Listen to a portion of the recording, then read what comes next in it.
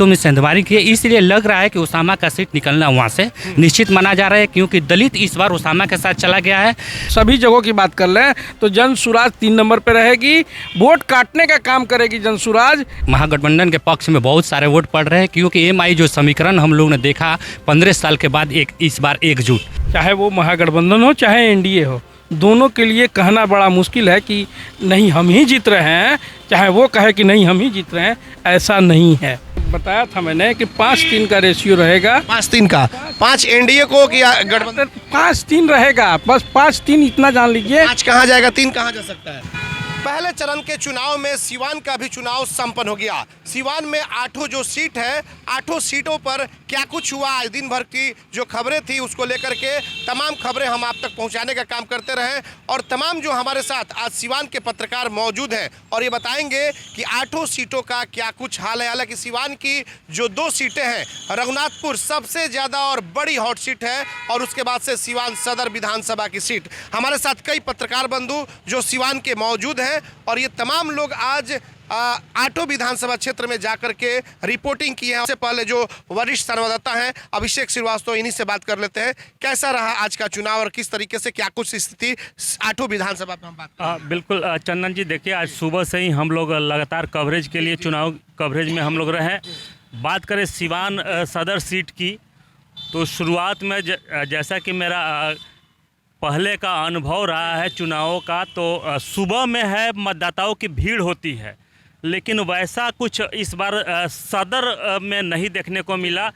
खासकर शहर की बात करें तो अब जो भी कारण हो, मतदाता कुछ ही कि अपने घरों से निकले, जो उत्साह रहता है, उमंग रहता है वोट करने का, वो बूथों पर नहीं नज़र आया। लोगों की भीड़ बहुत ही कम नज़र आई। तो इस लिहाज से हम मान सकते हैं कि अब जो लड़ाई है, पहले सीधे तौर पे कहा जा रहा था कि यहाँ पर एनडीए का पलड़ा भारी पड़ेगा, लेकिन अब जो है कि हम ये कह सकते हैं कि लड़ाई कांटे की हो गई है, टक्कर की है। टक्कर होगी राजद और ये एनडीए में जी। चलिए रघुनाथपुर पे हम बात करेंगे। रघुनाथपुर सीट के क्या कुछ हालात है। सबसे बड़ी हॉट सीट है, मोहम्मद शहाबुद्दीन के बेटे उसामा साहब चुनाव लड़ रहे हैं, और दूसरी तरफ एनडीए ने जीसू सिंह को उतारा है। देखिए, जिस तरह से आपने रघुनाथपुर क्षेत्र की बात की, तो रघुनाथपुर क्षेत्र में पहले विधायक रहे हरिशंकर यादव ने अपना सीट छोड़ करके शहाबुद्दीन के बेटे उसामा को दिया है। तो हरिशंकर यादव के समय में जितना वोट उन्होंने दलितों को नहीं ले पाया था, इस बार दलित का वोट उसामा ने सेंधमारी की है, दलितों में सेंधमारी की है, इसलिए लग रहा है कि उसामा का सीट निकलना वहाँ से निश्चित माना जा रहा है, क्योंकि दलित इस बार उसामा के साथ चला गया है। पंडित वोट पहले मिला था, तो पंडित वोट जीसू सिंह के साथ में, लेकिन राजपूत वोट कुछ कट करके उसामा के साथ आ गया है। सेंधमारी हुई है, भरपूर सेंधमारी हुई है, जिसके चलते रघुनाथपुर सीट आसान हो गया है उसामा के लिए। चलिए, और यहाँ पे कौसर जी हैं, इनसे बात कर रहे थे। कौसर जी, क्या हो रहा है? जो वाई और एम की बातें हो रही थी, क्या रहा उसका असर? क्योंकि 2 सीटों पर विशेष करके नजरें थी, सिवान सदर सीट पे और जो हॉट सीट था जहाँ से उसामा साहब चुनाव लड़ रहे रघुनाथपुर से, तो क्या कुछ रहा? देखिए, ये पहली बार ऐसा हो रहा है। हमको लग रहा है कि मतलब एक देखा जाए तो 2 दशक के बाद कि इस वक्त जिस तरीके से जो यूनाइट, जिसे लालू जी के समय में कहा जाता था कि एम वाई समीकरण जो है कि बहुत इंटैक्ट होकर के वोट करता था, इस बार मतलब देखा जाए तो लगभग हमको लग रहा है कि 1 दशक या 1.5 दशक के बाद ये पहली बार देखने को मिला है कि इस बार जो ये माई समीकरण है, जिसको मतलब माई कहा, चूँकि अब एक भाषा कहा जाता है, राजनीतिक भाषा है, क्योंकि हम लोग इसको नहीं कह सकते, लेकिन फिर भी जो एक राजनीतिक भाषा कहा जाता है, वो इस वक्त इंटैक्ट नज़र आया है। दूसरी चीज़ है कि जो अति पिछड़ा जिसे वोट कहा जाता है, जो दलित वोट कहा जाता है, दलित वोट भी इस बार जो है कि महागठबंधन के पक्ष में गया है। चाहे हम सिवान सदर की बात कर लें, या जिरादी की बात करें, या अगर हम लोग दरौली की बात कर लें, रघुनाथपुर की बात करें, या दुरौंधा की बात करें, महाराजगंज की बात करें, या गुरियाकुटी की बात करें, या बढ़हरिया की बात करें, तो लगभग हमने सभी जगह अभी देखा है। लोगों से जब हम लोग बात कर रहे थे, तो लोगों के अंदर एक तरह से बात थी कि नहीं, कुछ लोगों को बदलाव की बात थी, तो ज़्यादातर युवा उसमें बदलाव की तरफ बात कर रहे थे। वो बता नहीं रहे थे कि हमको किसको वोट देना है, लेकिन ये ज़रूर कह रहे थे कि हमको बदलाव की तरफ वोट देना है, इस बार बदलना चाहिए। इस तरह की भाषा वो इस्तेमाल कर रहे थे, बदलनी चाहिए। तो इससे तो ये अंदाज़ा लग रहा है कि यानी कि सरकार को लोग बदलने की बात कर रहे थे, पहली चीज़। दूसरी चीज़, इस तरीके से वोट जो कहा जा रहा था कि मतलब वोट मतलब पोलराइज होकर के एक तरफ चला जाएगा एनडीए की तरफ, वो पोलराइज नहीं हो पाया है। यानी कि अगर कुल मिलाकर के हम लोग बात कर लें, तो दोनों, या तो एनडीए गठबंधन और महागठबंधन, दोनों की अगर हम बात कर लें, तो किसी के लिए भी ये कहना बड़ा आसान नहीं होगा कि हम लोग जीत रहे हैं। यानी कि दोनों में देखा जाए तो कांटे की टक्कर देखी जा रही है। इसलिए क्योंकि जिस तरीके से महागठबंधन के लोग भी अपनी पूरी प्रयास करके चाहते हैं कि हर उस सीट को निकालना, उसी बेस पे जो है कि एनडीए के लोग भी इस काम को कर रहे हैं। जहाँ तक बात है कि अति पिछड़ा वोट और पिछड़ा वोट, ये दो इस वक्त जो है कि निर्णायक मोड में है। अगर ये वोट जिसके तरफ जाएगा वो वोट जो है उनका पलड़ा भारी होगा। लेकिन अभी जिस तरीके से हम लोग देख रहे थे कि दलित वोट जो है कि राजद की तरफ जा रहा है, जहाँ भी हम लोगों ने बात किया वहाँ पे वो लोग कह रहे हैं कि नहीं, थोड़ा सा हम लोग बदलाव की तरफ जाएंगे। अब इसके पीछे कारण क्या? 8 सीटों की हम बात कर ले तो 8 सीटों में क्या लग रहा है, कौन कितना भारी हो सकता है और कितना, कुछ अगर आकलन हो, आप लोग गए हुए हैं कई तमाम जगहों पर, तो क्या हो सकता है? देखिए हमारे नज़र में हाँ, अगर मतलब हम लोग जहाँ जिस तरह से बात कर रहे थे तो उस हिसाब से हमको लग रहा है कि इस बार महागठबंधन सीवान में भारी पड़ेगा। भारी पड़ेगा।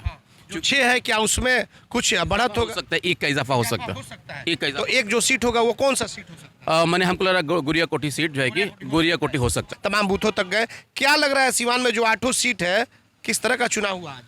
देखिए चंदन, सबसे बड़ा बात यह है कि अभी जैसा कि कौसर जी ने कहा कि ये कहना ज़रा मुश्किल है अभी फ़िलहाल दोनों दलों के लिए, चाहे वो महागठबंधन हो चाहे एनडीए हो, दोनों के लिए कहना बड़ा मुश्किल है कि नहीं हम ही जीत रहे हैं, चाहे वो कहे कि नहीं हम ही जीत रहे हैं, ऐसा नहीं है।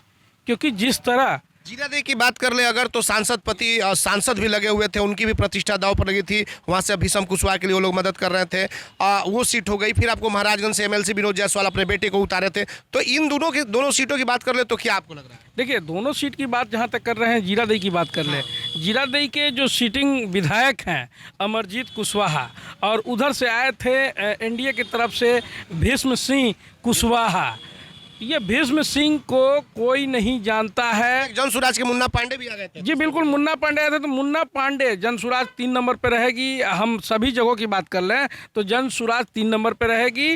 वोट काटने का काम करेगी जनसुराज। लेकिन अगर नुकसान किसको होगा? एनडीए को नुकसान है, मुन्ना पांडे के जीरादेई में एनडीए का नुकसान है। वहीं अमरजीत कुशवाहा की बात कर ले तो अमरजीत कुशवाहा फिर से चुनाव निकाल लिए। वो वहां से चुनाव जीत गए हैं। जीरादेई माले का सीट पलड़ा भारी है उनका। जी बिल्कुल, माले का। और महाराजगंज में क्या होगा? महाराजगंज की बात कर लेते हैं। महाराजगंज की स्थिति यह है कि वहाँ पर एक तरफ अगर बात कर ले कि आपको विशाल जायसवाल आए थे, दूसरे तरफ हेम नारायण शाह, यानी दोनों का कौम लगभग एक ही था, लगभग एक ही है। उनके बीच में एक और शख्स थे वहाँ, नीतीश द्विवेदी। तो नीतीश द्विवेदी भी वोट काटने का काम किए हैं। लेकिन लड़ाई टक्कर किसको नुकसान होगा? हेम नारायण शाह और विशाल में लड़ाई टक्कर की है और दोनों को नुकसान है। हेम नारायण शाह को भी नुकसान है और विशाल को भी नुकसान है। ऐसे में अगर थोड़ा बहुत कहा जाए तो भी हेम नारायण शाह का पलड़ा भारी है। चलिए बिल्कुल, तो तमाम लोग ये हैं, पत्रकार जो है सीवान के, इनसे हम बातचीत कर रहे हैं। नजर आलम भी है। क्या लग रहा है दरौली सीट की अगर हम बात कर लें तो दरौली सीट में क्या कुछ स्थिति है? दरौली देखिए पहले से ही माले के कब्जा में रहा है और हमको लगता है जो हम लोगों ने दिन भर कवरेज किया है, इस बार भी दरौली और जीरादेई ये दोनों सीपीआई के खाते में जा सकते हैं। क्योंकि वहाँ पे जो समीकरण है वो पूरा माले का एक गढ़ माना गया है, वो दोनों जो सीट है, और इस बार भी वो भारी पड़ रहे हैं। महागठबंधन के खाते में ही दोनों सीट जा सकते हैं। और बढ़िया की अगर बात कर ले तो बढ़िया भी इस बार हमको लगता है कि जिस तरह से एमवाई समीकरण हो गया या फिर जो दलित वोट जो एक भारी मात्रा में गोलबंद हुए हैं और पूरा इम्पैक्ट ने दिखाया है एमवाई समीकरण के साथ, जो दलित वोट वो भी एक साथ उसमें बढ़ता हुआ नजर आ रहा है। तो ऐसा लगता है कि, और एक तरफ से हम बहादुर सिंह भी चुनाव लड़ रहे हैं, तो वो भी जो वोट काट रहे हैं उसमें से मैक्सिमम वोट वो एनडीए से ही खींचकर अब खुद को ले रहे हैं। तो ऐसा लगता है कि वहाँ भी महागठबंधन के खाते में वो सीट जा सकती है। महागठबंधन की बढ़ाते हैं। फिर से अभिषेक जी के पास आते हैं। अभिषेक जी, अब हम शॉर्ट में जानना चाहेंगे 8 सीटों पर, पिछले बार 6 सीट महागठबंधन के कब्जे में थी, इस बार कौन कौन सी सीटें और किसको मिल सकती है और क्या बढ़त है या फिर कम हो सकता है? बिल्कुल, मैं बताऊं कि जैसा कि सभी साथियों ने बताया कि कांटे की टक्कर है, लेकिन मेरा जो अनुभव है, मेरा आकलन है, टक्कर रही है। लेकिन इस बार क्या है कि बदलाव होने वाला है। जैसे कि जीरादेई की बात कर ले तो जीरादेई पहले महागठबंधन के पाले में था, लेकिन वहाँ रिप्लेसमेंट होने वाला है, वहाँ एनडीए जाने वाला है।